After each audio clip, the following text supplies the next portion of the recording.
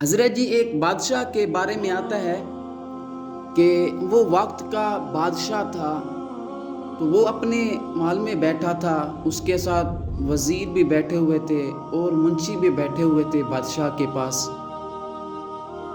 تو بادشاہ کے پاس ایک بہت قیمتی ہیرا بھی پڑا ہوا تھا، اور جو بادشاہ کا محل تھا نا، اس میں بہت ہی زیادہ چوہے بھی رہتے تھے، یعنی کہ اللہ کی مخلوق ہے وہ اس کے اندر رہتے تھے۔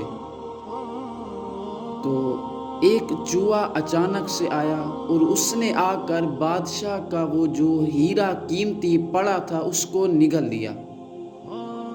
جب بادشاہ نے دیکھا، اس چوہے نے اس ہیرے کو نگلا اور وہ غائب ہو گیا، دوسرے چوہوں کے ساتھ مل جل گیا۔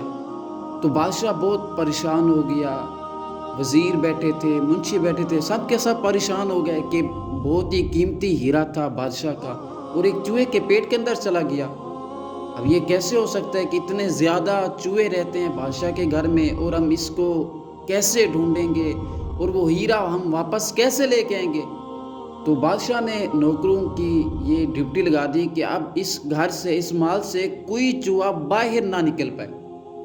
اب ان کی بھی ایک حفاظت ہو رہی ہے، ان کے اوپر پہرا دیا ہوا ہے۔ تو بادشاہ نے کہا کہ کسی ایسے نوجوان کو، کسی ایسے بندے کو ڈھونڈو جو یہ بتائے کہ ہیرا کس چوہے کے پیٹ میں ہے۔ خیر ایک نوجوان کو ڈھونڈ لیا، وہ آ گیا، تو اس کو سارا معاملہ بتایا گیا کہ ایک ہیرا ہے جو کسی چوہے نے نگل لیا ہے۔ اب ہمیں یہ نہیں پتہ چل رہا کہ وہ کون سا چوہا تھا، کیونکہ چوہے کلر کے تو نہیں ہوتے، ایک ہی کلر ہوتا ہے ان کا۔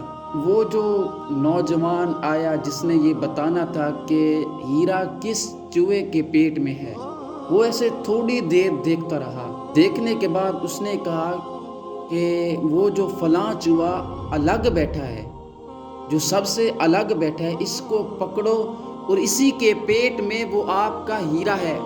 تو اس چوہے کو پکڑا گیا، جب پکڑا اور اس کو جب قتل کیا گیا، اس کو مارا گیا، تو اسی کے پیٹ سے وہ ہیرا برآمد ہوا۔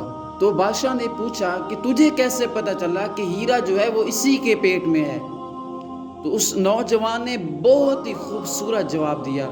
اس نے کہا کہ جب کسی بے قدرے کے پاس کوئی قیمتی چیز آ جائے نا، وہ تکبر میں آ جاتا ہے اور وہ اپنا راستہ الگ کر لیتا ہے، وہ ہر کسی کو بھول جاتا ہے، اپنا زوال بھی بھول جاتا ہے، اور وہ یہ نہیں سوچتا کہ عروج کے بعد زوال ہوتا ہے، وہ اپنا راستہ تبدیل کر لیتا ہے، وہ اس کو اپنے بھی بھول جاتے ہیں۔